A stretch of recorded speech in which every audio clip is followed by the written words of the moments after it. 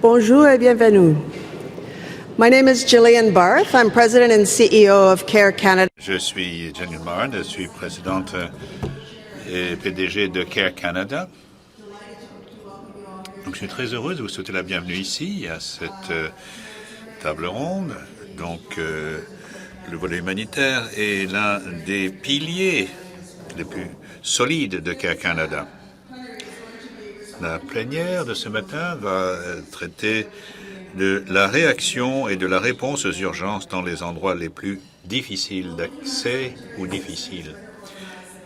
Et donc, le système humanitaire mondial est mieux organisé que jamais, avec davantage de capacités, de compétences, de technologies, de coordination inimaginables il y a quelques décennies. Or, malheureusement, la pauvreté extrême et la vulnérabilité aux catastrophes n'a jamais été aussi aiguë. Et en 2014, le système humanitaire mondial a été confronté à des urgences de ce grande échelle aux Philippines, en Syrie, en République centrafricaine, au Sud-Soudan et bien d'autres. Et donc, nous sommes confrontés à des urgences complexes et donc aujourd'hui suscite la nécessité de répondre aux besoins de millions de personnes. L'accès aux personnes dans le besoin face à ces urgences complexes semble de plus en plus obstrué par les menaces et les agressions contre les travailleurs humanitaires, l'obstruction politique et militaire, les difficultés financières, les obstacles logistiques et également les contraintes systémiques pour atteindre les endroits les plus difficiles d'accès.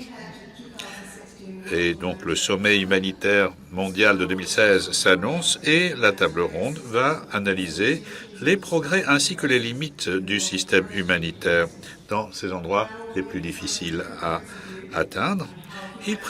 La table ronde présentera différents points de vue sur les meilleures façons d'aborder ces défis actuels et futurs afin d'atteindre ces endroits les plus difficiles d'accès et afin d'agir le plus efficace possible. C'est Catherine Bragg qui va être notre animatrice, qui est secrétaire générale adjointe pour les affaires humanitaires, également coordonnatrice adjointe pour les secours d'urgence des Nations Unies de 2008 à 2013. Elle s'est occupée de la coordination des affaires humanitaires et elle a passé 23 ans dans la fonction publique fédérale du Canada. Et elle s'est occupée de la justice pénale des Autochtones et elle a travaillé dans 7 ministères canadiens, dont l'ancienne ACDI.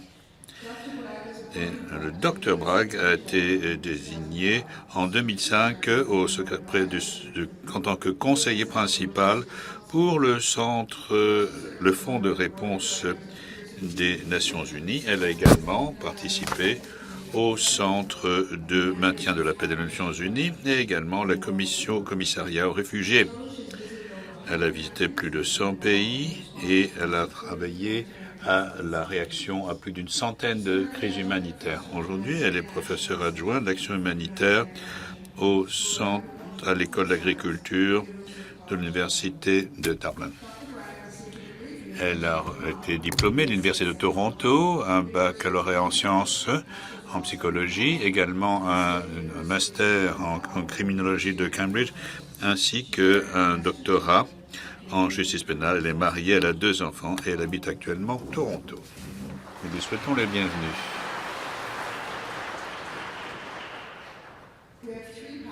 Bien, alors nous avons 3 conférenciers. Nigel Fisher, Claude Bordelin et Stephen Cornish. Nigel Fisher était coordonnateur pour la crise de Syrie du Bureau des affaires humanitaires de l'ONU. Il a travaillé dans une douzaine de pays, 5 continents. Il a une longue expérience de leadership aux Nations Unies et ses partenaires dans la situation de conflit armé et de crise humanitaire, notamment à Haïti après le tremblement de terre dévastateur de janvier 2010. Il a été également coordonnateur humanitaire régional de l'ONU au Moyen-Orient pour la crise en Syrie.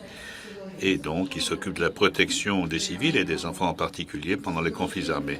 Il a négocié avec des gouvernements, des groupes armés, pour obtenir l'accès humanitaire aux civils, pour faire libérer des enfants soldats et également faire appliquer les principes humanitaires, les normes de droit de la personne et la règle de droit.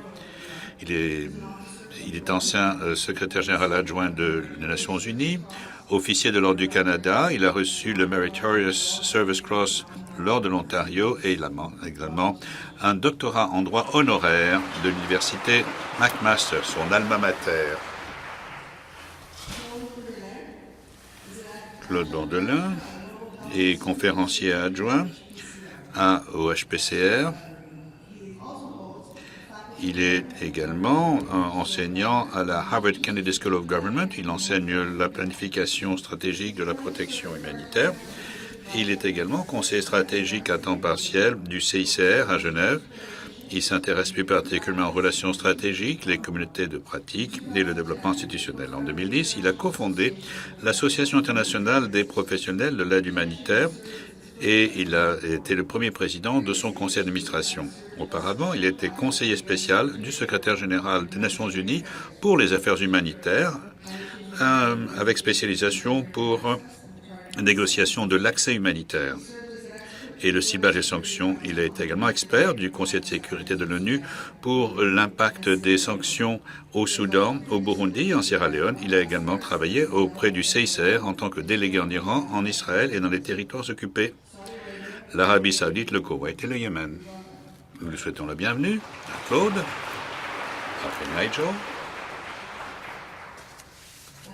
Enfin, non des moindres, Stephen Cornish. Stephen Cornish a commencé sa carrière dans les projets de développement communautaire, puis il est passé à l'aide humanitaire avec Médecins sans frontières en 1996. Et au cours des 10 années suivantes, il est devenu chef de mission en travaillant dans des programmes tels que l'Afrique, l'Amérique du Sud et la Fédération de Russie pendant 5 ans. Il a également supervisé l'application d'interventions médicales en cas de guerre civile, les maladies, les catastrophes naturelles et la malnutrition. Il s'est impliqué également dans l'accès humanitaire et également à la résolution avec succès de prises d'otages. Au Canada, il a été gestionnaire de programmes pour l'Amérique latine et pour les réactions aux conflits pour la Croix-Rouge canadienne. Il est également directeur d'un programme international et également conseiller pour la défense des intérêts à Care Canada. Il a une maîtrise en risques mondiaux et de la Sorbonne et également un diplôme de l'Université de Bradford au Royaume-Uni dans la gestion des crises et il est représentant de Médecins sans frontières. Merci de l'accueillir.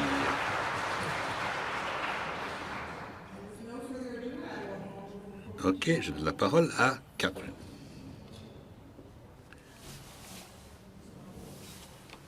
J'aimerais savoir si ce micro est pour les participants ou simplement pour les interprètes. Vous m'entendez? Bon.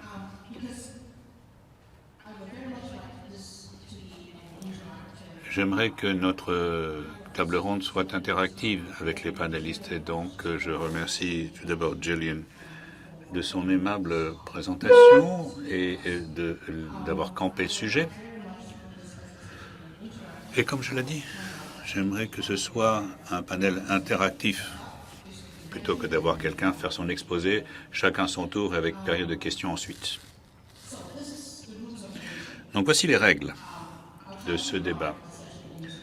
Je vais essayer d'avoir 3 parties à cette discussion. Chacun des panélistes va recevoir une question générale, à savoir est-ce que le système mondial humanitaire ne parvient pas à atteindre les personnes qui sont dans le besoin dans les endroits les plus difficilement accessibles. On leur demandait de faire une déclaration liminaire, chacun de 5 à 10 minutes. J'espère qu'ils respecteront le temps alloué. Ensuite de quoi, je vais leur poser certaines questions, les inviter à intervenir sur ce qu'a dit quelqu'un d'autre peut-être, ou peut-être quelque chose que eux-mêmes n'ont pas dit. Alors, donc, je poserai la question et ensuite une tierce partie pourra également recevoir les parties posées par l'auditoire ou également à travers le réseau de webinaires. Voici la question. est-ce que le système mondial ne réussit pas à atteindre les personnes dans le besoin, dans les endroits les plus difficiles? Je demande à Nigel de répondre en premier.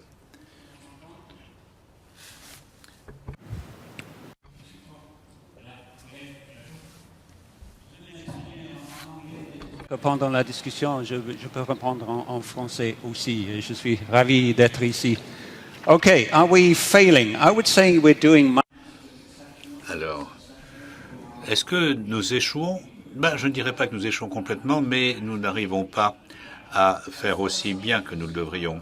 Et donc, il faut nous adapter. Et puis, je ferai quelques recommandations. Première hypothèse, tout d'abord basée sur l'expérience sur le terrain, parce que c'est ça mon domaine. Et donc, notre monde, en tant qu'intervenant humanitaire, est en mutation très rapide et totale compte tenu de la complexification des situations que nous devons affronter et de la prolifération des risques. Et je ne crois pas que nous suivions ce rythme autant que nous le devrions. Et par ailleurs, dans un monde de plus en plus multipolarisé, je vois que l'on respecte de moins en moins les principes de l'aide humanitaire, notamment de la part des partis au conflit ou ceux qui appuient les partis au conflit. Eh bien, alors, est-ce qu'il faut feindre d'ignorer cette réalité ou en tirer les conséquences? Et en troisième lieu, et là, je vais souligner à gros traits, je dirais que l'entreprise humanitaire est peut-être au bord du précipice. Et pourquoi?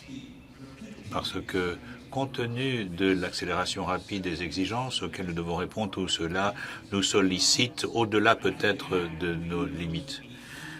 Et je pense qu'il y a des objectifs que nous pouvons atteindre et d'autres pas, mais de plus en plus, il y en a que nous ne pouvons pas atteindre. Et je pense que nos sources de financement sont de plus en plus restreintes. On nous a parlé également du déficit d'image. C'est ce qu'a dit Nick et il a tout à fait raison. À l'extérieur de notre communauté, les gens ne savent pas ce que nous faisons. Et en quatrième lieu, et c'est essentiel, je pense que notamment dans le nord du monde, eh bien, nous opérons en fonction de paradigmes humanitaires axés sur le nord, dépassés, qui répondent à la notion caritative plutôt qu'à la notion de solidarité.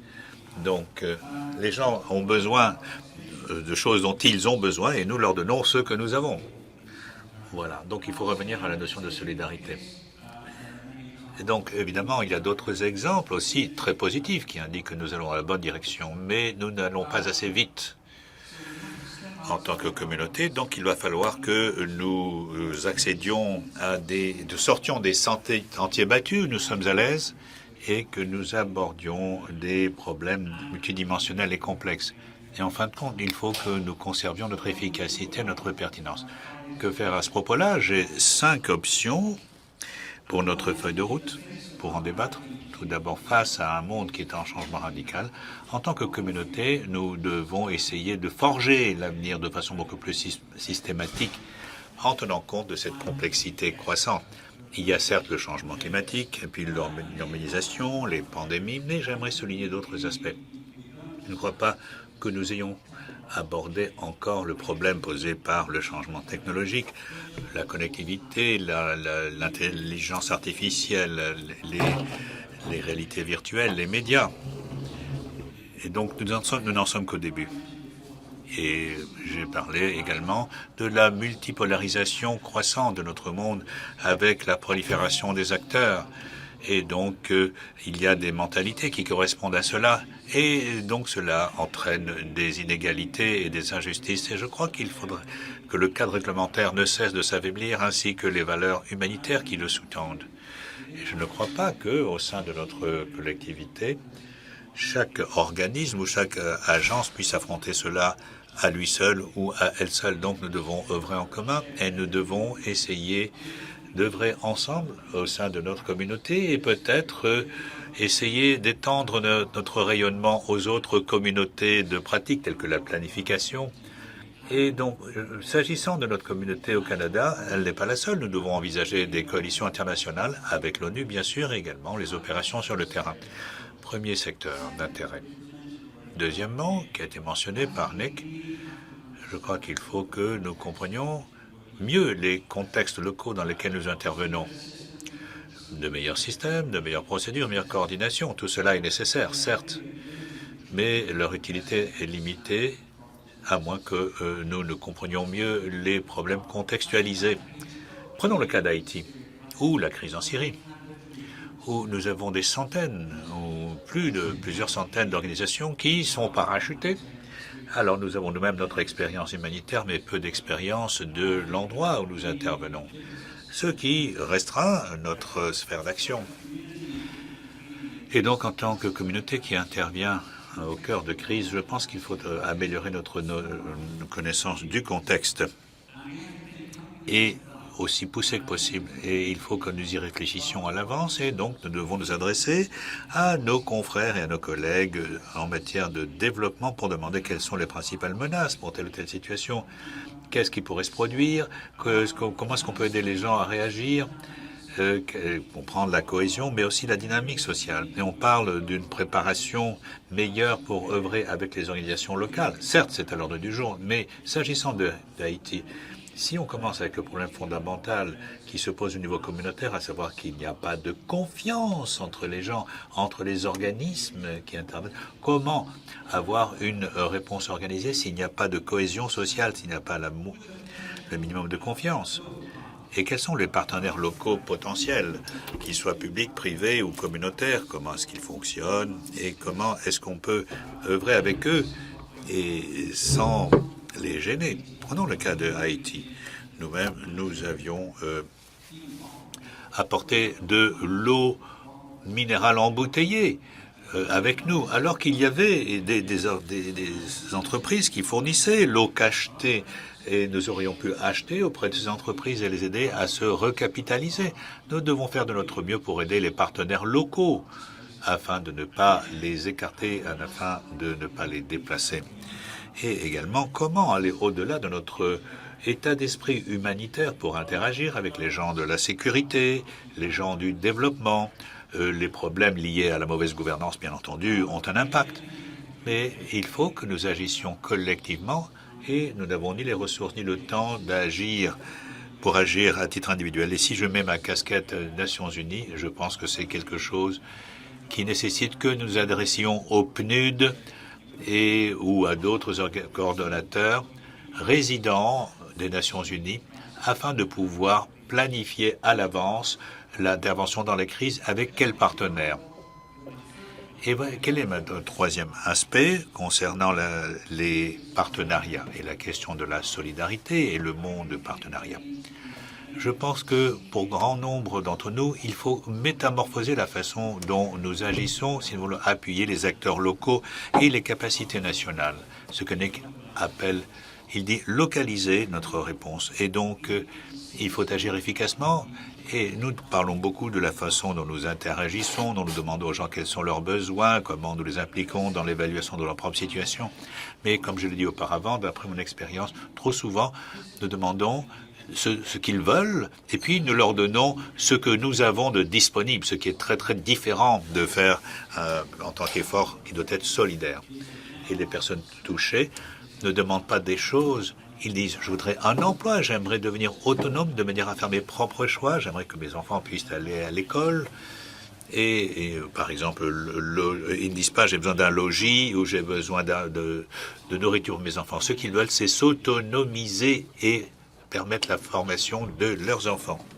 Ah, il me reste 2 minutes. Bon. Alors, il y a les petites et moyennes entreprises locales qui sont les nouveaux acteurs du Sud à l'échelle mondiale, qui ont une perspective différente de nous. Donc, aller au-delà du superficiel et œuvrer avec eux. Et pour l'avenir, je pense qu'en tant que communauté, nous devons mieux cibler notre réflexion. Regroupons-nous, réduisons les coûts de transaction. Et je dirais que nous sommes trop nombreux à peupler ce monde des cercles humanitaires, trop de personnes parachutées et d'organisations qui se parachutent quelque part. Donc c'est la mêlée, c'est le chaos. Et puis il y a également des centaines de nouveaux acteurs dans le Sud et il faut également savoir comment les aider, comment coopérer avec eux. Il vaut mieux faire une meilleure division du travail. Quelques exemples. J'en ai à ma disposition. Il faut améliorer la rentabilité de notre action au plan économique. Et moi, j'ai vu bien des agences résister à l'amélioration de leur efficacité au plan des coûts et au plan de la transparence. Or, je pense que non, je pense qu'il faut modifier cela parce que les gens veulent protéger leurs sources de financement. Enfin, s'agissant des principes et des normes, c'est le cinquième et dernier point, et c'est notre base. Comme je l'ai dit, je pense pour ma part, d'après mon expérience, qu'il y a une érosion de l'engagement envers les principes humanitaires et les droits de la personne au niveau politique et également dans les pays et les partis impliqués dans les conflits. Et un échec total de notre part pour ce qui est d'assurer la protection en Syrie, j'en parlerai cet après-midi, et l'impunité de ceux qui ignorent les principes humanitaires. Et ensuite, je pense que nous avons perdu du terrain concernant le désarmement, et notamment on a vu cela en Libye où on a trouvé que c'était là une bonne excuse pour changer le régime. Donc, nous devons définir la façon dont nous maintenons nos principes d'action face à cette érosion dont je viens de parler. Comment? Eh bien, quelques idées. On entend parler la voix des extrémistes, mais la Syrie en est illustration. Et il y a beaucoup de voix syriennes en faveur de la modération. Il faut leur permettre de parler, et j'y reviendrai. Et ensuite, s'agissant de la sphère politique, il faut que nous obtenions la participation de nos représentants politiques afin que les principes humanitaires ne soient pas captés à des fins politiques, parce que être réaliste politiquement ne veut pas dire que l'on va renoncer aux normes humanitaires ou les oublier, ou que ce ne soit pas également un prétexte pour ne pas intervenir dans le domaine humanitaire. Donc on peut dire que l'on est une organisation qui, à titre individuel, fait beaucoup dans les domaines en question. Mais je crois qu'en tant que communauté, nous continuons de n'avoir pas droit à un véritable satisfecit. Donc il faut mieux connaître notre contexte d'intervention, nos disciplines. Je crois que c'est de cela que nous avons besoin.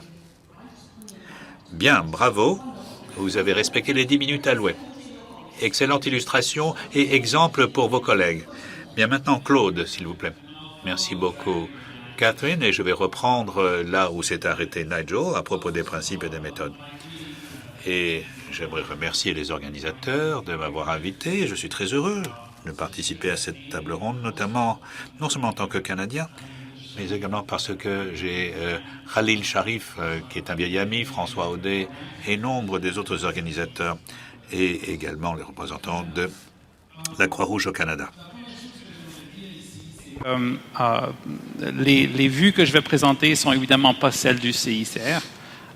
Comme conseiller stratégique, j'espère qu'elle va devenir celle du CICR, mais pour l'instant, ce n'est pas le cas. Donc, vous les prenez avec un grain de sel. The question that has been raised is very important. Et la question soulevée est très importante. Est-ce que nous ne réussissons pas dans notre tâche? Certes, nous échouons, nous le voyons jour après jour, endroit après endroit. Mais j'aimerais ici aborder la question sous un angle différent en disant, certes, j'appuie ce que Nigel a dit, à savoir que nous pouvons faire beaucoup plus. Mais je pense que nous échouons parce que nos attentes ne sont pas les bonnes attentes. Donc, je crois qu'on doit être réaliste de façon à bien consacrer nos énergies et nos efforts d'innovation là où cette innovation et ces énergies sont nécessaires. Nous arrivons à la fin d'une génération, entre autres au ministère des Affaires étrangères. Et après la guerre du Golfe, on avait énormément d'espoir. Mais 24 ans plus tard, nous allons arriver au sommet international et ça va être un moment difficile, même si ce sommet doit constituer pour nous la capacité de dialoguer au sujet de l'avenir. Mais nous ne pouvons éviter de constater cet échec et nous sommes frustrés par cet échec. Nous parlons de détails techniques au lieu de vraiment voir en face la crise à laquelle nous sommes confrontés et le fait que nous ne pouvons plus mener nos opérations en Syrie, en Irak et ailleurs. Nous avons plein d'objectifs et je trouve que c'est une très bonne chose. Mais en même temps, nous sommes coincés par certains de nos espoirs des années 90 qui ne sont plus que des rêves. Je sais que c'est peut-être difficile à accepter, Mais il y a 3 fantaisies dont il faut se débarrasser, qu'il faut écarter. Premièrement, c'est que nous, en tant que travailleurs humanitaires, nous pouvons réglementer la conduite, le comportement des intervenants en zone de conflit. Nous ne sommes pas en mesure de faire cela. Ça va bien au-delà du droit international. Et je vous dis cela à titre de quelqu'un qui travaille au sein du CICR depuis 25 ans. Donc, nous ne sommes pas là pour réglementer la conduite de la guerre par des acteurs externes. Nous sommes là pour fournir un cadre légal, juridique, qui va permettre aux acteurs de mener leurs activités. Mais nous voulons aussi renforcer la justice internationale en créant une bonne capacité et en insistant sur la responsabilité de protéger. Nous croyons parfois que nous avons cette capacité de réglementer la conduite de la guerre, mais c'est faux et cela ne va jamais se produire. Donc, nous devons comprendre que le cadre qui nous est disponible n'est pas celui de la protection des droits de la personne. La protection des droits de la personne consiste justement à réglementer le comportement des gens et des États.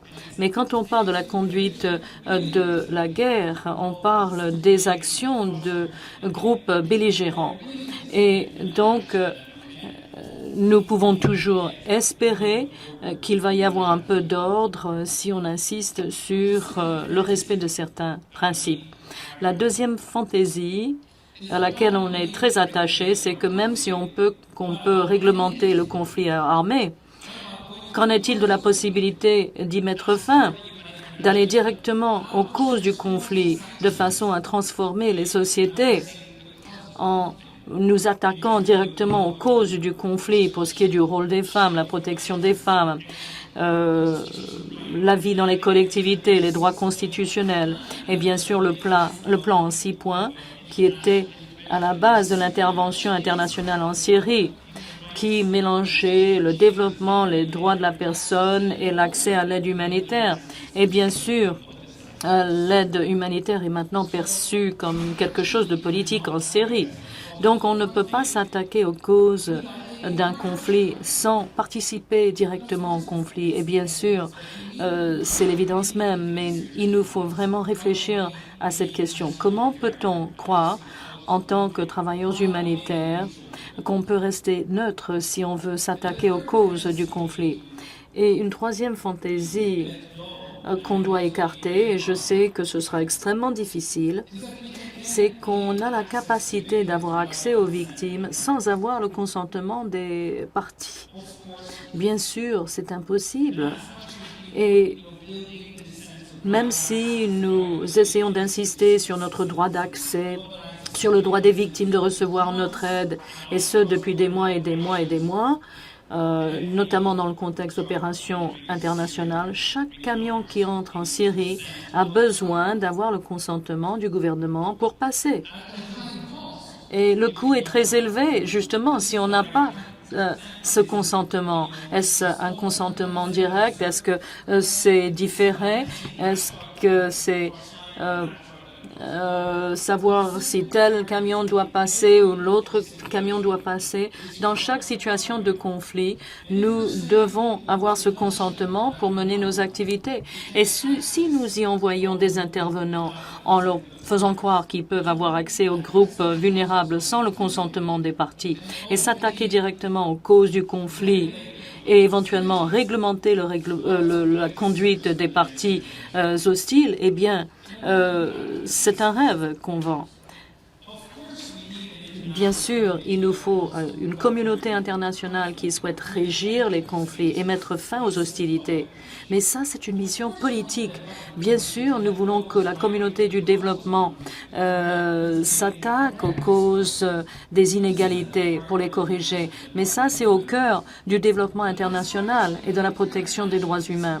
Mais s'agissant d'actions humanitaires, et j'emploie ce terme de la manière traditionnelle. C'est justement pour ça que je suis là. Dans ces zones qui ne peuvent pas faire l'objet d'un projet de gouvernance, où le Conseil de sécurité n'a aucun pouvoir, où les opérations de maintien de la paix ne peuvent être menées, où les États membres de l'OTAN doivent se contenter de drones en pensant qu'ils ont réellement un impact sur la stabilité et la sécurité. Dans ces situations-là, où nous devons mener nos activités, le consentement des parties concernées est essentiel. Et à partir de là, les principes humanitaires sont les actifs clés pour les intervenants. Et bon, il a été question de neutralité. Est-ce que la neutralité continue d'être une exigence pour pouvoir agir? Eh bien, je pense que la neutralité et l'indépendance sont les deux principes fondamentaux qui nous permettent de mener nos activités dans des situations comme celles qui existent en Syrie et ailleurs. Sinon, il faut vraiment se protéger. Il faut des gardiens de sécurité. Et il faut des drones au-dessus de sa tête pour se protéger. À ce moment-là, ce n'est plus une opération humanitaire, c'est une opération de stabilisation de la sécurité, et c'est très bien. Mais la confusion qu'on apporte au débat en mélangeant tous ces éléments cause de la frustration. Depuis 1992, nous essayons de créer un système de gouvernance internationale qui inclut la paix, la sécurité, l'aide humanitaire, etc. Mais avec chaque ordre international, il y a un certain désordre. Et ces zones de désordre sont justement là où nous souhaitons apporter de l'aide humanitaire. Donc il est essentiel que nous ayons les bonnes attentes, la bonne compréhension concernant les outils et les méthodes que nous possédons, et que nous assurons un espace, l'espace nécessaire aux intervenants clés, au-delà des premières lignes des conflits à Gaza, en Afghanistan et dans tous ces pays, pour qu'ils puissent vraiment mener leurs activités en appliquant les principes clés de l'humanitarisme que nous chérissons depuis 150 ans. Merci beaucoup. C'était merveilleux. Tout le monde respecte l'horaire. Stephen, à vous.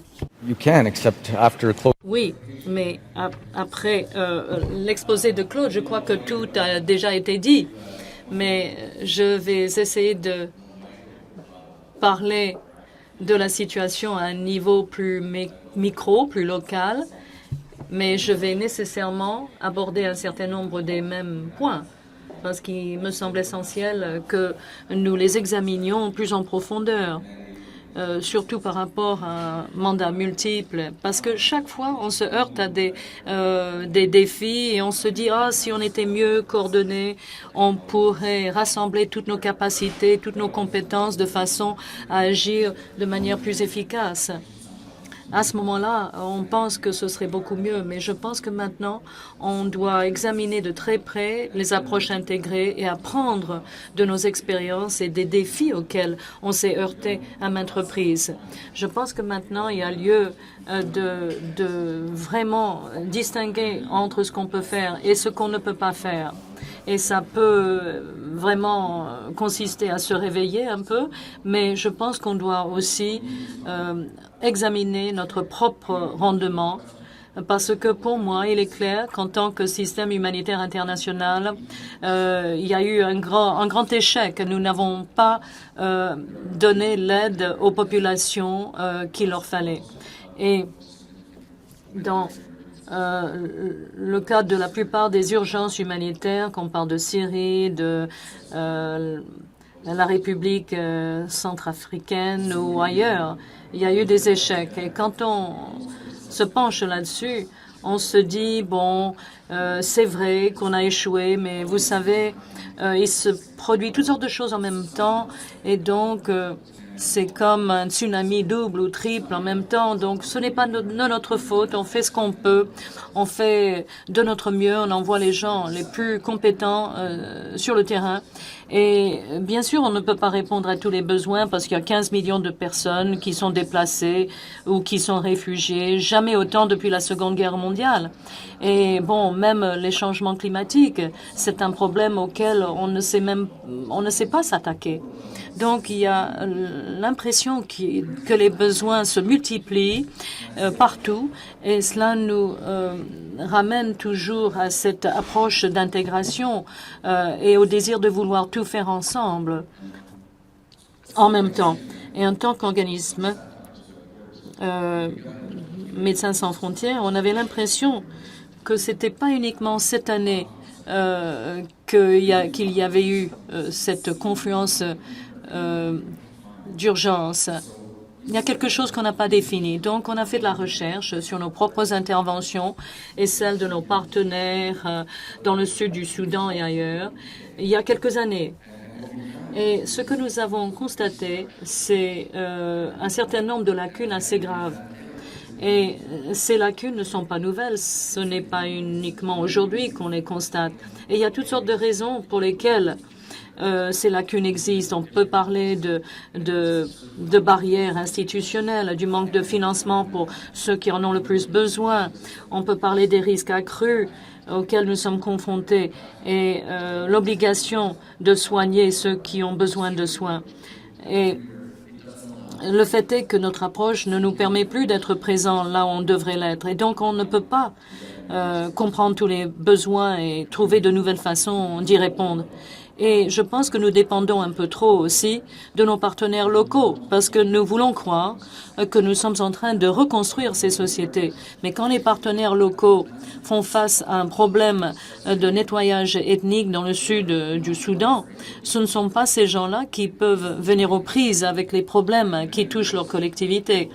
Et ces partenaires locaux veulent faire des choses, mais n'ont pas la formation nécessaire, n'ont pas l'équipement nécessaire, n'ont pas l'appui nécessaire et surtout n'ont pas suffisamment de collaborateurs comme nous pour pouvoir remplir le mandat qu'on leur a accordé.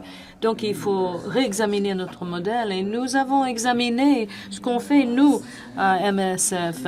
Dans le sud du Soudan, on criait pour obtenir de l'eau, de bonnes installations sanitaires. Mais comment est-ce qu'on peut faire preuve d'empathie si on demande aux autres de régler les problèmes les plus fondamentaux des populations locales? Donc, on a trop fait appel à différents organismes et on n'avait pas la capacité qu'on avait eue précédemment. Donc, dans notre plan stratégique, nous avons vraiment insisté sur les services d'eau et d'hygiène pour pouvoir assurer nous-mêmes cette capacité. Et même avant les chirurgies, on se rendait compte qu'il n'y avait pas suffisamment de blocs chirurgicaux. Autrefois, on faisait beaucoup de formations, mais beaucoup d'hôpitaux locaux n'avaient plus cette capacité-là. Et on s'est dit, oui, on a un problème technique. Ce n'est pas juste parce qu'on n'a pas suffisamment de capacité chirurgicale, mais parce que nous n'avons pas pu continuer à améliorer nos capacités techniques en raison de cette multitude de crises. Et en République centrafricaine, cette approche intégrée est déjà présente. Il y a des ONG, il y a l'argent, il y a des tas d'intervenants. Mais quand il se produisait une catastrophe, on n'a pas voulu la voir en face. Et donc, nous avons toujours des excuses. Mais si vous allez à l'aéroport à Mpoko, c'est l'endroit le plus photographié du monde, et vous allez voir que après 2 mois, il y a 100 000 personnes déplacées et 1 litre d'eau pour tous ces gens-là par jour. Bon, des latrines, des douches, ce sont les personnes déplacées qui vendent l'accès à leurs voisins parce que personne n'a pu leur venir en aide. Et il y a une pénurie de nourriture, de logis, etc. Mais il y avait plein d'argent et l'aéroport était l'endroit le plus sûr du pays. Tout le monde visitait et le photographiait. Donc je dirais que ce n'est pas uniquement un problème technique, Mais qu'est-ce qui est arrivé à notre empathie si on peut entrer et sortir de cette situation sans être à ce point enragé pour ne pas décider tout de suite de régler le problème? Et quand on regarde autour du monde et on voit toutes ces crises en même temps, c'est vrai que c'est intimidant et ce n'est pas beau à voir. Mais comme Claude, je dirais que certaines de ces crises se produisent justement parce que nous avons écarté nos principes humanitaires. Mais si nous ne sommes pas en mesure de fournir de l'aide dans le sud du Soudan, par exemple, et si nous n'avons pas réussi à le faire dans notre cas, c'est parce qu'il y avait un problème d'impartialité aux Nations Unies, et donc les ONG n'ont pas pu avoir accès à ces zones. Et tout le processus est ralenti parce qu'on s'est servi de la même structure du côté de l'édification de la paix et du côté humanitaire, et cela ne marche pas toujours très bien. Si vous regardez les forces qui sont présentes dans la République centrafricaine, eh bien, ils n'ont pas de mandat de protection, ils ne savent même pas comment l'établir, et les populations qu'ils essaient de protéger ne leur font pas confiance. Certains de ces intervenants ont participé au conflit. Donc, pour en revenir à la question de la prévention, je pense que nous avons peur d'assister au sommet, et si on se dit que la meilleure chose qu'on puisse faire, c'est tout prévenir. Est-ce qu'on aurait pu prévenir la crise d'Ebola? Je ne pense pas. Alors, qu'est-ce qu'on peut faire? Parce qu'il ne me reste plus que 2 minutes, donc je vais devoir sauter beaucoup de passages. Mais bon, par exemple, les budgets pour les agences de l'ONU ont monté. Maintenant, c'est plusieurs millions de dollars. Et à chaque fois, ils pensent ne pas avoir tout le budget qu'ils demandent. Mais pour ce qui est de fournir de l'aide, même si on se sert de la technologie, on fait des achats locaux, on fait des transferts de crédit au téléphone, le prix des émissions ne baisse pas. Il n'y a pas d'économie d'échelle. Mais malgré tout, on est prêt à empêcher 1,7 million de personnes en Syrie d'avoir accès à la nourriture. Si ça se produisait dans d'autres secteurs d'activité, une compagnie, par exemple, aurait réduit ses frais d'exploitation, ses frais généraux, de façon à ce que sa mission soit intacte. Et je pense qu'on doit donc, comme l'a dit Claude, réexaminer les besoins les plus essentiels. Nous avons tout mis ensemble, le développement, la reprise, et nous avons élargi l'aide au développement. Mais maintenant, ce qu'il faut faire, c'est adopter une approche minimaliste et non pas maximaliste, et peut-être revoir la pyramide des besoins de Maslow. Bien sûr, les analyses sont importantes et il faut examiner les risques et les raisons pour lesquelles nous sommes sur place. Et enfin, nous devons absolument rétablir notre indépendance et notre neutralité si nous voulons continuer à assurer une présence dans ces zones. Il faut être prêt à prendre des risques et enfin, il faut faire très attention pour ce qui est de l'aide et le fait de demander aux populations locales de se traiter elles-mêmes. Je pense qu'il faut faire attention. C'est bien beau de favoriser la résilience, mais à un moment donné, nous n'aurons plus à nous venir en aide à ces populations.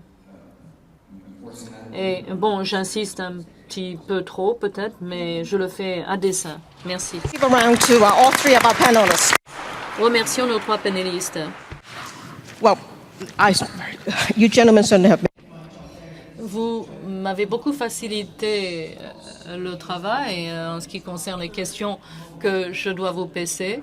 J'ai à l'esprit au moins une 30aine de questions que je pourrais vous poser. Mais nous n'avons pas le temps, donc je vais choisir les questions qui m'intéressent le plus, surtout en fonction de vos arguments.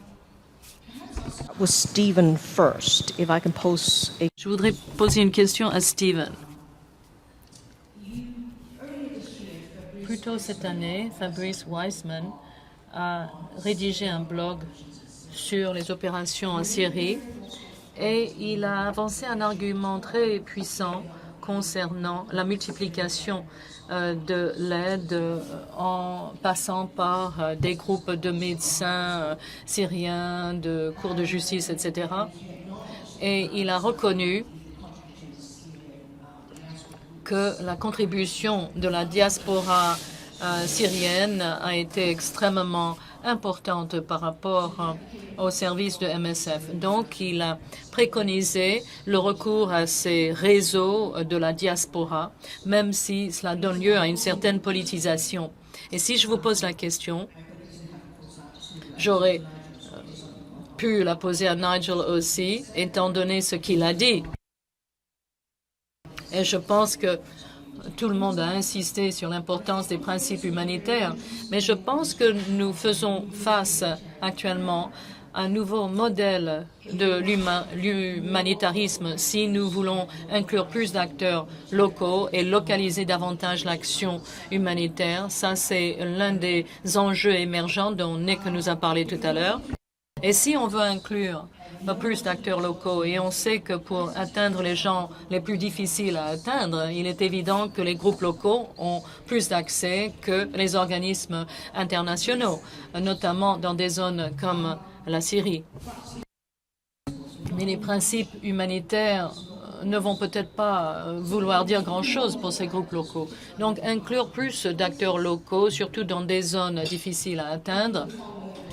Si on suit ce que Fabrice vient de nous dire, nous devrons rajuster nos principes de façon à miser sur les impératifs de l'humanitarisme. Donc, c'est une situation intéressante pour nous. Est-ce que vous pourriez donc nous dire ce à quoi pourrait ressembler ce nouveau modèle de l'humanitarisme dans un contexte où on multiplie les acteurs locaux? Dans un premier temps, j'aimerais essayer d'expliquer les raisons pour lesquelles quelqu'un était suffisamment frustré pour en arriver là. Et je peux vous dire que c'est parce que c'était une charade. Toute l'aide devait passer par un réseau syrien, le réseau de la Croix-Rouge, où l'une des parties au conflit avait son mot à dire sur l'aide qui pouvait atteindre la partie opposante, etc. Et c'était extrêmement frustrant. Il y avait un terrible déséquilibre. Il y avait aussi une population beaucoup plus petite qui n'avait rien par rapport à la population qui était de l'autre côté du conflit. Et cette situation a perduré pendant plusieurs mois. Et bien sûr, je ne critique pas le travail extraordinaire accompli par la Croix-Rouge et le Croissant Rouge. Je sais que leurs responsables ont fait un travail fantastique, mais c'est juste pour vous faire comprendre l'absurdité du système actuel. Pour différentes raisons, il n'a pas été possible de travailler dans ce contexte vu les contraintes. Et donc, il y a quelque chose de très étrange dans cette situation parce que des centaines de milliers de personnes se trouvaient dans des camps, ne pouvaient pas fuir en quittant le pays. Ils étaient torturés, ils disparaissaient. Et ce qu'on a dû faire, c'était trouver différentes façons d'accéder à ces populations. Et dans de telles situations, on doit nécessairement ajuster ces principes pour sauver la population qui se trouve dans un désert humanitaire. Donc, on n'est pas non neutre, mais on cherche autant de canaux que possible pour pouvoir répondre aux besoins. Donc, nous créions des blocs opératoires dans des sous-sols, dans des fermes, et les gens ne les trouvaient même pas. Donc, c'est un système très imparfait. On a pu aider très peu de gens à cause de cela. Mais en même temps, nous avons pu exposer leurs souffrances et dire aux gouvernements concernés qu'ils ont la responsabilité de les protéger.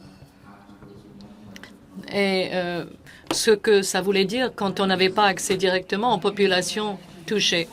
En fait, vous n'avez pas tout à fait répondu à ma question concernant le nouveau modèle de l'humanitarisme, mais je suis sûre qu'on va revenir là-dessus. Je peux vous répondre. Il ne s'agit pas de dire, vous, les populations locales, vous devez vous sauver vous-même.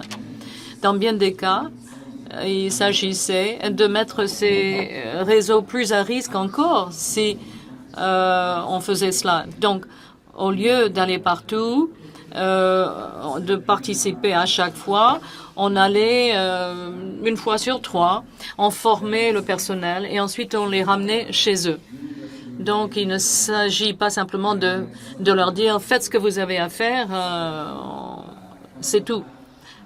Face à des attaques avec des armes chimiques, on les protégeait et on leur donnait de quoi se protéger. Donc, il ne s'agit pas de dire aux populations locales, vous devez vous protéger vous-même. Nous devons nous adapter à l'environnement où l'on se trouve de façon à vraiment répondre aux besoins des populations et des personnes sur le terrain. Bon, je voudrais poser une deuxième question à Nigel. Et ça nous permet de faire la transition vers la question du consentement et la nécessité d'obtenir le consentement des gouvernements, notamment dans le cas de la Syrie. Et vous avez parlé d'une situation tout à fait déséquilibrée en raison de la position du gouvernement et de son refus. Alors, Nigel, aimeriez-vous réagir à ce que Claude vient de dire? Bon, revenons au Sri Lanka et les critiques qui ont été formulées à l'endroit des Nations Unies qui n'ont rien fait face au génocide qui était en train de se faire. Alors, attendre le consentement du gouvernement, cela ne nous a pas avancé à grand-chose dans ce cas-là. Mais si vous regardez la conduite du régime syrien depuis quelques années, vous allez savoir qu'il parle constamment de souveraineté. Mais qu'en est-il de l'obligation de la souveraineté qu'ils ont en vertu du droit international, c'est-à-dire de permettre aux personnes dans le besoin de recevoir l'aide dont ils ont besoin et s'ils ne sont pas capables de le faire, qu'ils laissent le soin aux autres de le faire. Et dans le contexte syrien, l'impunité du régime actuel, entre autres choses, est tout à fait étonnante et je pense que, bon, là je ne parle pas du niveau politique, mais je pense que même de notre côté, même du côté de l'ONU, il n'y a pas eu suffisamment de dialogue avec le gouvernement. Bien sûr, s'engueuler mutuellement, ça ne sert à rien, mais je pense qu'on n'a pas essayé suffisamment d'influencer la position du gouvernement syrien. Notamment en ce qui concerne les fournitures et l'accès aux fournitures. Comment est-ce qu'on peut supporter que l'administration dans ce pays nous empêche de transmettre les fournitures à certaines zones sans raison? Alors, je pense que nous n'avons pas dialogué suffisamment avec le gouvernement, pas s'engueuler avec les autorités, mais plutôt contester leur situation, en parler publiquement. Et j'estime, à quelques exceptions près, que les organismes qui auraient dû parler de protection et qui auraient dû parler des problèmes ne l'ont pas vraiment fait dans le contexte de la Syrie, par cynisme, parce qu'ils veulent continuer à y mener leurs activités. Alors, en Syrie, peut-être que c'est l'organisation de protection des droits de la personne des Nations Unies qui est vraiment la seule organisation à avoir protesté face à l'action du gouvernement syrien et je pense que les autres ont abdiqué en refusant de protester. Le 24 juillet, j'étais sur la frontière de la Syrie et je surveillais les opérations pour le transport de l'aide humanitaire vers la Syrie sans le consentement du gouvernement. Et bon, bien sûr, le régime syrien est très mécontent de cet état de choses, mais jusqu'à présent, le gouvernement ne l'a pas arrêté. Alors, ma question, est-ce que c'est bien la réponse? Et c'est cela qui doit nous aider à fixer notre principe fondamental. Il faut maintenir les principes et dialoguer. Et est-ce que nous voulons que se reproduise l'échec pitoyable et piteux du Sri Lanka? Est-ce que nous voulons autoriser ce régime à dire chaque chose et son contraire, alors qui est à la table de négociation à Genève tout en larguant des bombes sur Alep? C'est inadmissible. Donc je crois qu'il faut que nous devons maintenant mettre cela sur la table entre nous. Et je pense que, par définition, tout cela entre dans la sphère politique. Mais je pense que nous devons tenir bon au niveau des principes tout en opérant dans le domaine politique. Alors comment faire cela tout en étant tout le temps capable de faire notre travail? Donc nous ne pouvons pas nous dissocier et il y a toute une question d'une dynamique complexe. Et je sais très bien qu'après 150 ans de droit international humanitaire s'appuie sur le consentement. Mais il y a un problème grave, c'est que nous n'obtenons pas le consentement de ceux qui ont le pouvoir en main. Et cette prépondérance au niveau du pouvoir devrait leur donner une prépondérance de responsabilité. Si nous ne pouvons pas insister pour que les politiciens les mettent en accusation, eh bien c'est l'échec reconnu et admis. Et c'est de cela que nous devons parler nous-mêmes entre nous plus en profondeur et également essayer d'élaborer un paradigme qui nous permet de tenir compte de l'absence de consentement. Qu'est-ce qu'on fait en l'absence de consentement? Est-ce qu'on abdique nos responsabilités? Je ne le crois pas. Bien, je vais inviter Claude à réagir avant de passer à un nouvel ensemble de questions, parce que c'est au cœur même du problème. Parce que nous savons tous que le volet protection de l'action humanitaire a toujours été notre point faible. Donc, nous allons au sommet pouvoir débattre de cela, donc au sommet humanitaire de 2016. Mais je pense que chaque fois que nous tenons un dialogue concernant la protection en particulier, eh bien, de façon invariable, nous retombons, nous le replaçons dans le domaine politique. Mais en même temps, nous disons, nous maintenons fermement nos principes humanitaires. Alors comment essayer de faire la quadrature du cercle, de remettre cela dans la sphère politique, tout en adhérant et tout en réaffirmant nos principes fondamentaux d'aide humanitaire, parce que c'est un peu la quadrature du cercle d'essayer de concilier cela. Alors comment est-ce qu'on va faire pour résoudre cette contradiction? Désolé, mais je ne pense pas qu'on puisse faire et l'un et l'autre, et avoir et l'un et l'autre. Et donc, je ne veux pas, certes, être désobligeant à l'égard des efforts qui visent à essayer d'avoir un volet politique à nos efforts pour mettre fin à des conflits qui nuisent aux populations. Je pense que ce sont les organisations internationales et le Conseil de sécurité, notamment, qui sont responsables de cela. Mais simplement, est-ce que l'on donne une responsabilité à un coordonnateur humanitaire ou à l'UNICEF? Parce que c'est cela qu'il faudrait faire. Que nous disait Nigel? Il nous dit que c'est quand même une question essentiellement politique. Nous voulons métamorphoser la Syrie, nous voulons changer le régime syrien, qu'il rende compte de ces violations. Donc c'est toute la question de la gouvernance qui est en cause. Et il s'agit donc d'harmoniser les questions relatives à la sécurité, à l'ordre international avec ce régime. Et comment, en même temps, respecter le principe de neutralité? C'est impossible. Et si nous partons de l'idée que nous avons les moyens, la volonté politique, les ressources et la volonté au niveau de la communauté internationale de restaurer l'ordre public en Syrie, on n'a plus besoin de répondre aux critères humanitaires et aux principes humanitaires. Les principes humanitaires vont au-delà de cette situation de crise, parce que nous n'obtenons pas les instruments qui permettraient de garantir le maintien de l'ordre international. Ces instruments, nous n'en disposons pas. En fait, nous devons nous satisfaire de ce que nous avons également en termes de consentement. Et donc, c'est une sorte de... Je pense que maintenant, il y a une colonisation de la réflexion fondamentale. Et maintenant, nous attribuons des droits et des obligations, mais de façon un petit peu fantaisiste, parce que souvent, ça n'existe pas en droit international.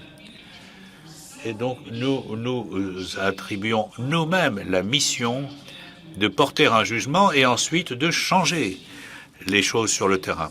Or, justement, il faut que nous examinions les situations au cas par cas, de façon spécifique, et que nous ayons un accès privilégié aux négociations, c'est-à-dire que nous puissions maintenant intervenir de façon totalement différente de celle évoquée par Nigel, non pas pour les critiquer et leur dire à quel point ils ont tort, mais au contraire de comprendre leur situation de l'intérieur et de nous introduire dans leur vision politique pour voir comment nous pouvons susciter une empathie à l'égard de l'intervention humanitaire, parce que si on laisse de côté, si l'on regarde ce régime en particulier, il y a peut-être des choses qui vont au-delà de l'humanitaire.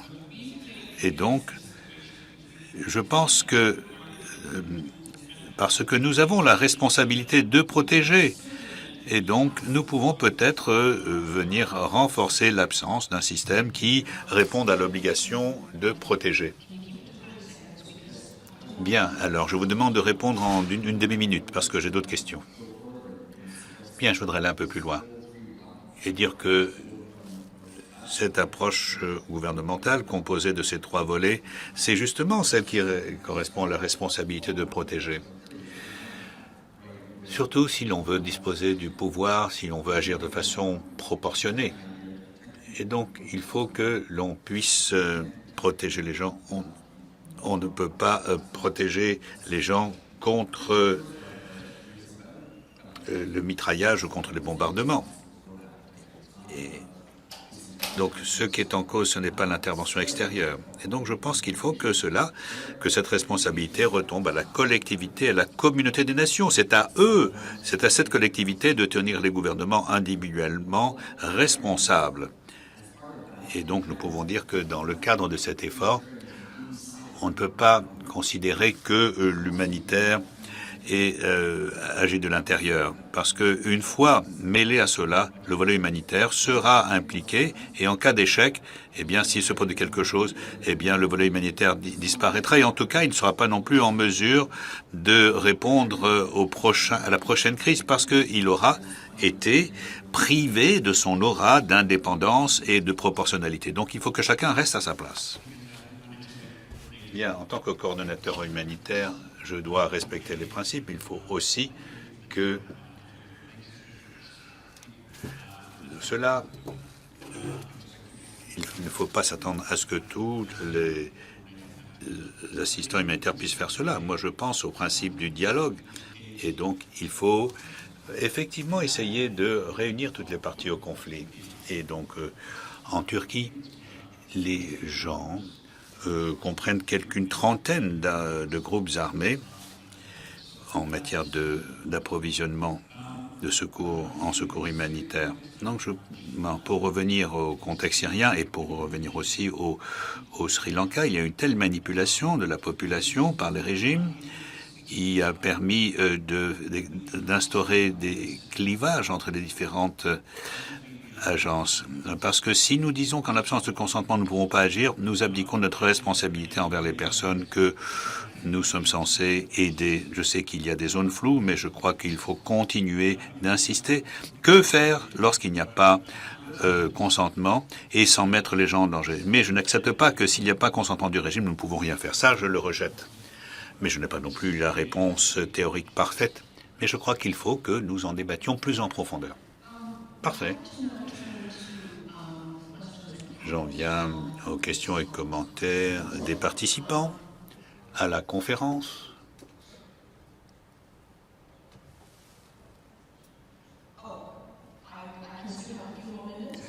Vous m'accordez encore quelques minutes? Bon, très très bien.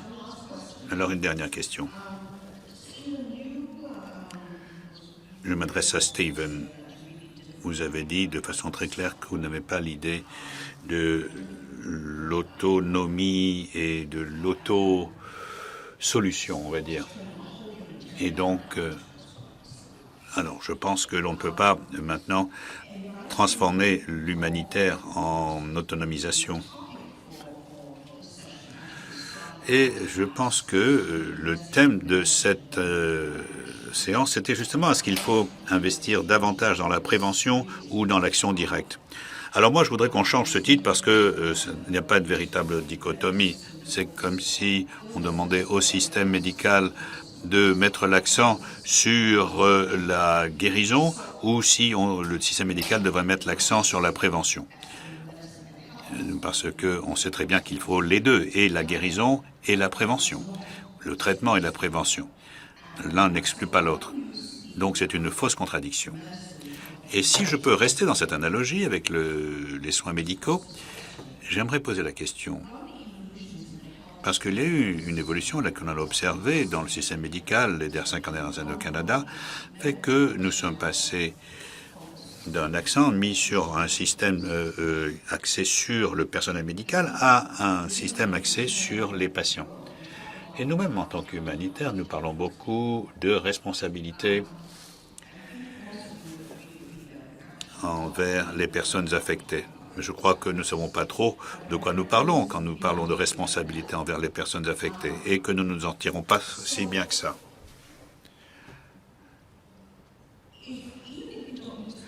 Alors même si on n'utilise pas le terme en anglais self-help, c'est-à-dire autonomisation, et si nous voulons faire évoluer notre paradigme, c'est-à-dire abandonner le financement par des pays riches à travers des agences multilatérales, avec un système basé sur des fournisseurs, par opposition à un système basé sur les personnes directement affectées.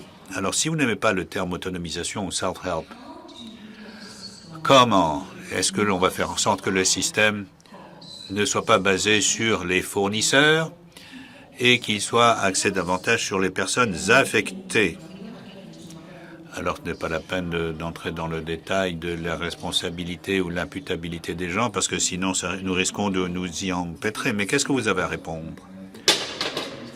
Bien, votre question est tout à fait pertinente, parce que nous sommes tellement axés sur les fournisseurs aujourd'hui que même notre programme de mettre en œuvre la distribution de vaccins dans le monde entier, qui souvent se fait très bien, eh bien, est arrivé à un tel point que il n'est plus accessible aux pays qui sont censés en bénéficier. Et donc, nous sommes vraiment axés sur les fournisseurs, mais c'est inaccessible, c'est inabordable. Alors, si nous voulons vraiment aider les gens et les mettre au centre de notre action, eh bien, les gouvernements peuvent faire beaucoup. Prenons le cas des différents programmes qui sont mis en œuvre en Amérique latine qui permettent de renforcer la résilience. Et alors, on nous parle de résilience à toutes les sauces et on met le mot à toutes les sauces. Mais je voudrais que ce genre de prévention fonctionne réellement. Et l'un des grands défis que nous devons affronter, c'est le problème de la nutrition. Mais nous n'avons pas encore réussi à mettre au point un produit alimentaire qui ne soit pas basé sur les lipides pour remédier à la malnutrition. Mais si nous n'incorporons pas les aliments à base de lipides, nous n'allons pas renforcer la résilience biologique de ces personnes-là. Et donc, nous sommes exposés au cercle vicieux de la malnutrition. Et donc, plutôt, si nous leur donnons des céréales et des protéines, et on assistera, par exemple, à une réduction de 20% du rabougrissement et une réduction également de 20% des décès de la malnutrition. Et nous ne le faisons pas parce que notre système est complètement centré sur les fournisseurs. Donc il faut que l'on commence à étudier les choses avec la véritable optique qui va véritablement renforcer la résilience. Donc simplement tenir compte, par exemple, des conditions locales. Et donc, nous craignons au sommet mondial d'aller trop tard. C'est bien d'avoir un système d'arrosage mais pour éviter les incendies. Mais il n'y a pas d'adduction d'eau. Donc, alors, on ne peut pas non plus éliminer la caserne de pompiers locale. Et ce, nous craignons que l'on ajoute couche après couche de prétention ou d'ambition au programme mondial, mais ce serait aller trop loin. Et donc, je pense qu'on devrait faire un peu moins et le faire bien. Voilà. Et c'est là que j'ai des problèmes. Claude, est-ce que vous souhaitez réagir? Oui, j'aimerais justement reprendre cette analogie relative au système de santé. Il faut que l'on se demande comment renforcer la capacité de réaction dans le domaine de la santé. Et le CICR a entrepris un certain nombre de programmes. Et donc, justement, notamment au niveau de la formation des intervenants, notamment pour ce qui est de la protection des travailleurs et notamment les travailleurs de la santé. Et je pense qu'au-delà du renforcement de la résilience, nous devons nous demander comment nous pouvons aider ceux qui réagissent, ceux qui interviennent face aux problèmes. Mais nous savons très bien que si nous les mettons en première ligne, nous les exposons. Nous mettons leur vie en danger. Donc, effectivement, il faut localiser les capacités tout en sachant que cette capacité peut être ciblée. Nigel. Eh bien, je vous rappelle ce qui s'est passé en 1994. Et donc, dans toutes les situations, on avait des organisations locales qui avaient maintenu les services communautaires en marche, en absence totale d'intervention gouvernementale. Les associations féminines, les pharmacies locales qui s'en prenaient aux prédateurs. Et donc, il y a toujours eu des groupes. Et prenons le cas de la Syrie. Nous venons de terminer, d'œuvrer avec une série de groupes frontaliers, d'ONG locales, de groupes communautaires, pour essayer de voir comment nous pouvons leur venir en aide. Parce que ce qui les frustre, c'est de travailler avec la communauté internationale, c'est avec des contractuels et non pas des partenaires. Et donc, ils veulent pouvoir avoir une aide dans les situations les plus difficiles. Mais il faut qu'ils soient reconnus et il faut tenir compte de la législation antiterroriste. Donc, et s'ils sont trop faibles, n'utilisez pas cela comme prétexte, parce qu'il faut renforcer les capacités. Donc là encore, je pense que la proposition sera soumise aux autorités canadiennes pour appuyer cela. Prenons le cas de Haïti. Et donc, dans mon bureau, on a fait une analyse il y a 2 ans concernant les petites et moyennes entreprises. Alors, qu'est-ce que l'on pourrait leur fournir, nous, de façon spécifique, relativement à ce que fait la communauté internationale? Chaque cas est spécifique, mais je pense que en tant qu'acteurs locaux, ils peuvent avoir droit à notre coopération et ce n'est pas la peine de renoncer aux principes humanitaires pour permettre aux gens de s'aider eux-mêmes. Okay. Bon, très bien. Les chronométreurs me disent qu'il faut passer maintenant aux commentaires et questions des participants, y compris les gens qui se joignent à nous sur le web. Mais si nous n'avons pas de questions sur Twitter ou sur le web, je vais inviter les participants dans la salle à poser leurs questions maintenant. Et quand vous allez poser vos questions, premièrement, pourriez-vous vous servir des micros pour que les interprètes vous entendent? Et ensuite, dites-nous quel est le groupe auquel vous appartenez. Dr. Hafiz Jamal, je suis médecin de soins critiques et je me spécialise dans les approches novatrices face au développement. Et j'ai beaucoup aimé votre dernière question concernant l'idée de toujours fournir de toujours assurer des fournitures dans le contexte de l'aide humanitaire. Et je pense que tout à l'heure vous avez utilisé une analogie qui n'est pas tout à fait exacte. Moi, je suis médecin depuis 11 ans au Canada et je peux vous dire que notre système n'est pas axé sur le patient ni sur l'état de santé de la population parce que cela suppose beaucoup de résilience chez les patients. Et si vous regardez la charte, vous allez constater que la résilience, c'est la capacité de l'individu à modifier son environnement pour répondre à ses propres besoins. Et cela suppose de l'éducation, cela suppose de la stabilité financière et ces éléments sont inexistants pour la plupart des habitants du Canada et comme nous le savons, c'est inexistant dans la plupart des régions du monde. Donc, si l'on passe d'un modèle axé sur l'offre, je peux vous dire que ce sera tout un défi à relever. un peu comme dans le jeu des trônes, parce que il y a toute une infrastructure éducative et sociale en place et il y a une mauvaise distribution des ressources. Et si on parle de changement, il faut qu'on y songe dans ce contexte-là. Ça, c'est ma contribution à cette discussion. Merci.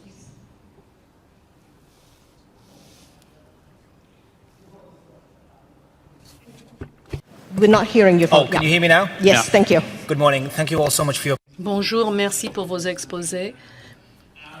Moi, je suis de Islamic Relief Canada. Je pense que la réponse pour les praticiens, c'est que s'il y avait une réponse qui pouvait se résumer en un mot, ça serait donc la question de l'échec du système humanitaire. Et si on devait dire si cet échec est réel ou non, je pense que la plupart d'entre nous diraient oui. Nous qui travaillons dans les pays affectés, nous savons que l'accès n'est pas toujours un problème, mais quand l'accès pose problème, c'est parce qu'il y a aussi un manque d'organismes qui sont prêts à prendre des risques. Justement, on a vu les images du Moyen-Orient où des acteurs humanitaires sont décapités, etc. Ça, c'est un terrible problème. Et il y a le professeur d'université Oxford, le professeur Collier, qui disait que le système ne donne plus de bons résultats. Et le professeur Collier a dit dans son livre qu'il faut retourner à un système post-colonial où on arrive avec son armée et toute sa logistique, on met en place de bonnes mesures de sécurité et on force l'accès. Et ça serait tout un changement par rapport à l'approche actuelle. Et il y a aussi un économiste qui travaille dans ce domaine, qui est tout à fait d'accord avec cette approche. Qui voudrait réagir? Moi. Bon, le professeur Collier et d'autres ont avancé un bon argument. Si on ne peut pas régler le problème de l'ambiguïté qui entoure l'action humanitaire et de la protection humanitaire en usant de moyens militaires pour assurer l'ordre public, il faut trouver d'autres moyens. Mais cela suppose l'existence d'un cadre politique, donc on revient à la case départ. Et c'est là que le sommet qui va se dérouler dans 16 mois va être un véritable tournant. Et les 16 prochains mois vont être difficiles. Parce que justement, nous sommes amenés à parler des mauvais sujets, l'innovation, la responsabilisation, etc. Et le fait est que tout de suite après le sommet, quand il va y avoir une autre crise, on sera de nouveau à la case départ. Alors, au lieu de suivre le même parcours et d'arriver toujours au même scénario, au même résultat, bon, ça n'a pas marché, le monde devrait être différent. Je pense qu'il est important que nous, en tant que professionnels, architectes et ingénieurs, nous reconnaissions l'existence de ce dilemme, et comme ça on peut faire comme Nigel en Syrie et au Sri Lanka ou en Haïti. Il faut calibrer en fonction de la situation sur le terrain. Et il peut y avoir des situations où on peut faire plus que simplement attendre d'avoir le consentement. Le consentement suppose une négociation, et une négociation est un processus politique, et les processus politiques font l'objet de pressions diverses. Donc, on peut toujours établir une plateforme d'intervention sans avoir demandé une intervention d'ordre sécuritaire pour pouvoir faire passer le camion. Et bien sûr, il y a des camions qui traversent la frontière sans obtenir le consentement réel du gouvernement syrien. Mais ce qui compte, c'est dans quelle mesure l'aide atteint les populations nécessiteuses, notamment dans le nord de la Syrie. Et nous n'avons pas eu cette démonstration jusqu'à présent. Au lieu de passer par les mêmes obstacles tout le temps, il faudrait trouver des solutions novatrices, et cela passe par la négociation. Je voudrais dire au professeur Collier que quand nous essayons d'assumer la responsabilité de protéger les populations, nous sommes toujours réticents à envoyer le nombre de soldats nécessaires ou de dépenser les sommes nécessaires. On fait toujours le strict minimum. On ne veut pas avoir de pertes, on ne peut pas y rester, et sans pouvoir y rester, je pense qu'il y a peu de situations où cette nouvelle idée peut être essayée. En Afghanistan et en Irak, il est peu probable qu'on essaie de mettre à l'essai ce genre d'approche, mais personnellement, je vois peu de sociétés qui seraient prêtes à assumer ce prix pour mettre en place ce nouveau modèle post-colonial. Je pense que ça n'a pas de sens sur le plan économique parce qu'en tant que société, cela ne nous intéresse pas suffisamment. The first question. Oh, yes, of course. Est-ce qu'on peut revenir sur la première question? Oui, concernant la mauvaise distribution des ressources. Si j'ai bien compris la question, si on parle de mauvaise distribution, je pense que c'est surtout nos systèmes qui sont en cause. Mais je pense en même temps qu'il y a toujours lieu de travailler avec les organismes locaux en partenariat sur le plan de l'éducation et aussi pour assurer la stabilité financière. Il y a moyen de transmettre des crédits dans les zones, même dans les pires situations, en passant par des organismes locaux, en passant par des conseils locaux. Ça permet de redistribuer l'argent au sein de l'économie locale. Moi, je pense que les gens préfèrent travailler que d'obtenir des dons et de la charité, notamment dans les situations les plus difficiles. Mais prenons l'exemple d'Haïti. Là, c'est le secteur privé qui assure les soins. Et donc, qu'est-ce qui se passe en Haïti après le tremblement de terre? Est-ce qu'on peut mettre en place un système qui permet aux fournisseurs de soigner la population gratuitement? Est-ce qu'on a fait ça? Et le fait est que beaucoup de fournisseurs n'ont pas pu continuer après quelque temps parce qu'il n'y avait personne dans leur zone locale.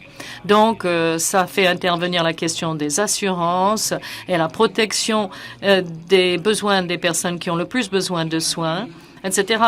Donc, je pense qu'il faut trouver différents moyens d'y parvenir et je pense qu'il y a un espace et un temps où on pourra travailler avec les populations locales pour répondre à leurs besoins. Mais il faut une quatrième dimension. Il faut travailler avec nos collègues du développement pour nous aider à comprendre la dynamique de la société où on va agir.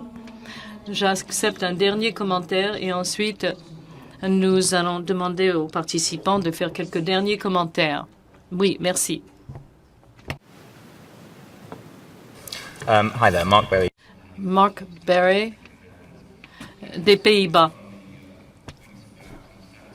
En ce qui concerne le consentement, j'étais frappé cet été en constatant qu'après le débat à l'ONU, le gouvernement russe a envoyé un convoi en Ukraine sans supposer qu'il n'avait pas le droit de le faire.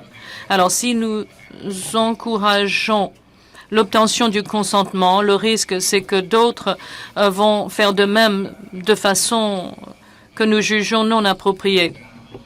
Et je pense que ça, c'est le genre d'exemple de perte qu'on pourrait observer à mesure que les principes sont de moins en moins respectés.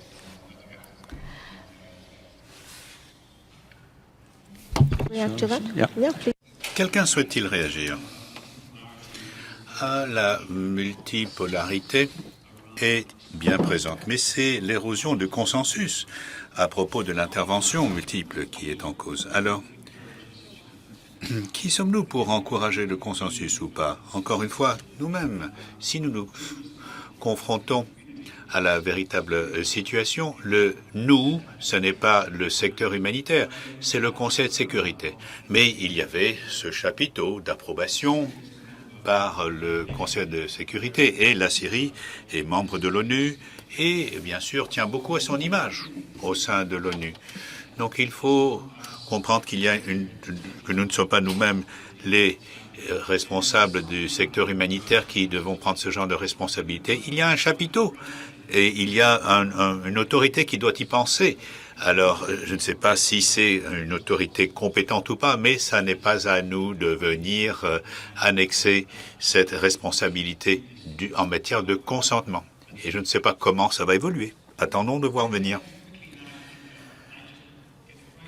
Et je pense que Nigel a raison. Et ce qui se pose, c'est au niveau de la négociation, du consentement. Il nous faut des outils, des méthodes, par exemple par le biais de négociations confidentielles qui permettent de renforcer la confiance ou un certain degré de confiance entre les parties.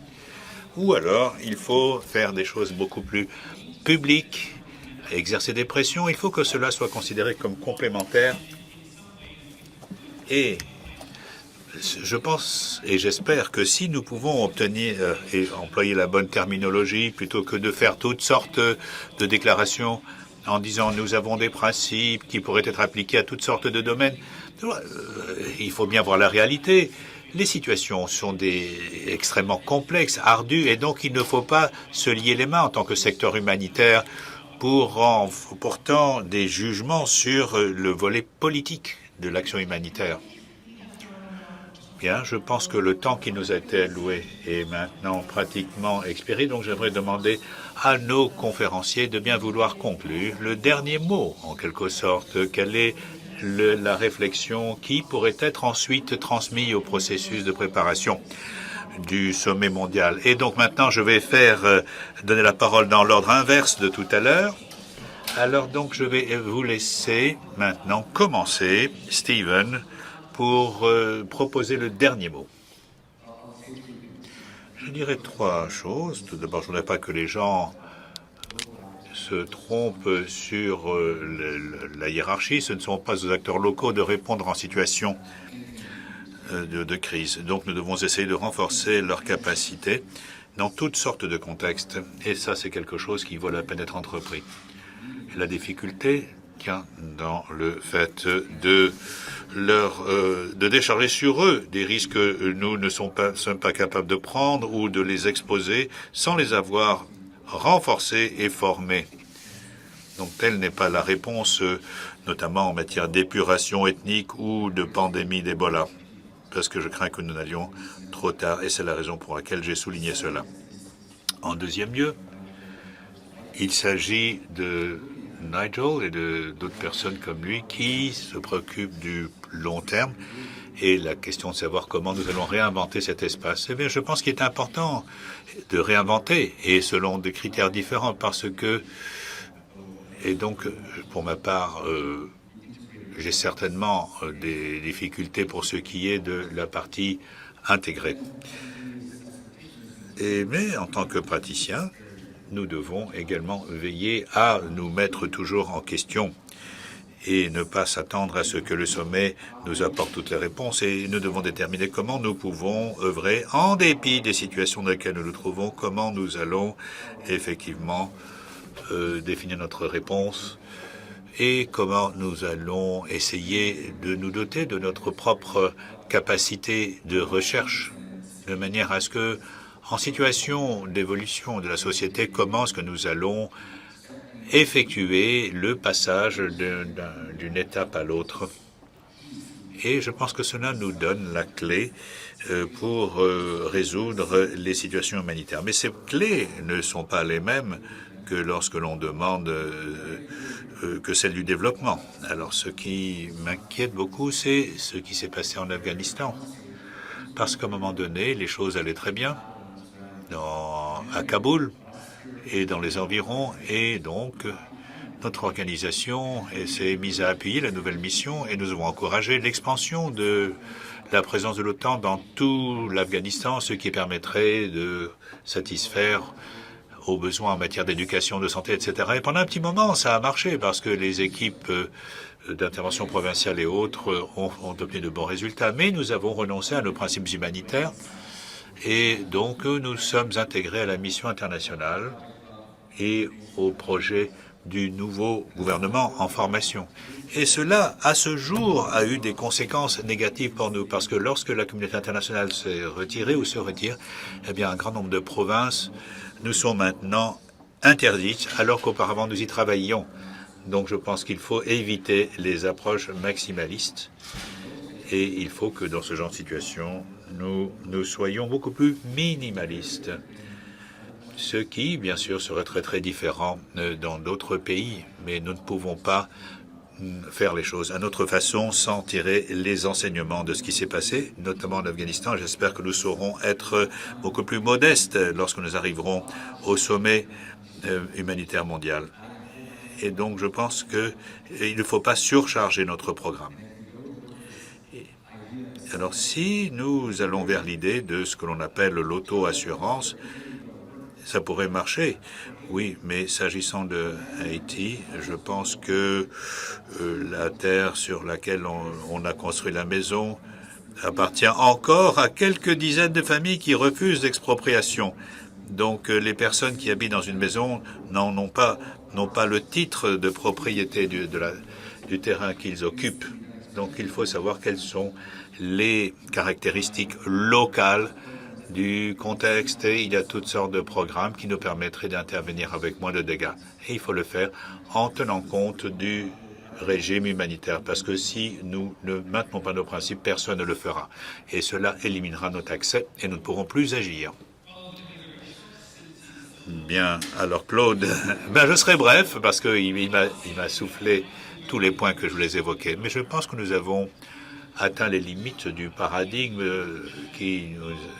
à l'intérieur duquel nous sommes intervenus jusqu'ici. Ce qui valait pour les années 90 ne fonctionne plus, et ce n'est pas en conjuguant les réponses technocratiques ou en faisant affluer les questions technocratiques au sommet que nous résoudrons les questions. Mais on ne peut pas imaginer le paradigme suivant sans abandonner une partie du paradigme actuel.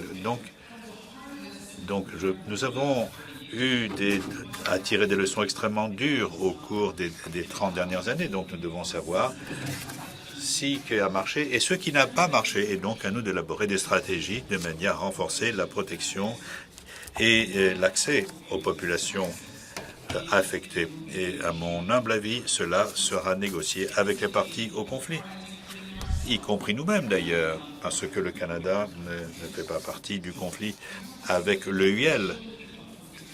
Donc nous devons penser que la géométrie des conflits a complètement changé et nous devons en prendre conscience et en tenir compte. Et je pense que c'est une invitation pour la prochaine génération à imaginer d'autres démarches et également essayer de se projeter vers l'avenir présente des restrictions, par exemple des groupes qui échappent à notre portée. Et donc, certes, l'humanité forme un tout intégré, certes, tous les groupes du monde entier doivent être considérés comme faisant partie de l'humanité. Ça va de soi, quelle que soit leur orientation politique et quelle que soit également la façon dont cela peut nous contrarier et nous choquer. Mais si nous voulons opérer en Syrie, en Irak, en Somalie et au Mali, pendant les décennies à venir, nous devons établir un dialogue avec qui que ce soit. Et je dis bien un dialogue, pas seulement défendre des intérêts tels que nous définissons pour tous ceux qui auront le contrôle du territoire et des populations. Merci. Nigel, dernier mot. Je pense que nous en avons suffisamment dit pour dire que nous pouvons nous débarrasser du paradigme axé sur le Nord, axé sur le caractère caritatif. Et donc le fait de débarquer sans connaître le contexte. Donc, il faut passer maintenant à un paradigme de solidarité et de meilleure compréhension de ceux que nous aidons. Et nous devons tendre la main plutôt que de distribuer des aumônes.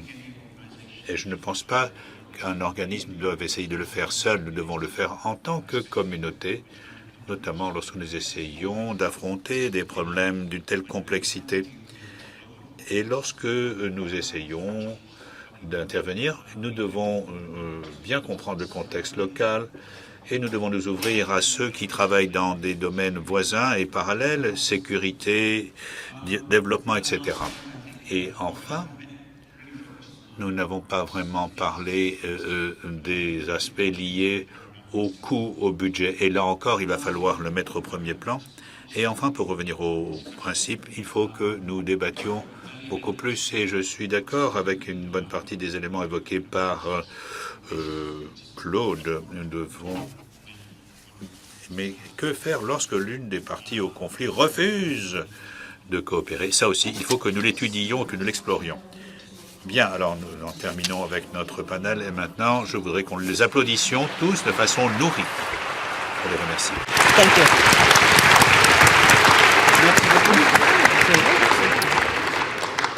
Nigel, Cloud, Stephen, thank you. Nigel, Claude, Stephen, merci de vos idées, certainement novatrices et parfois provocantes. Merci Catherine pour la qualité de votre rôle de modératrice et animatrice.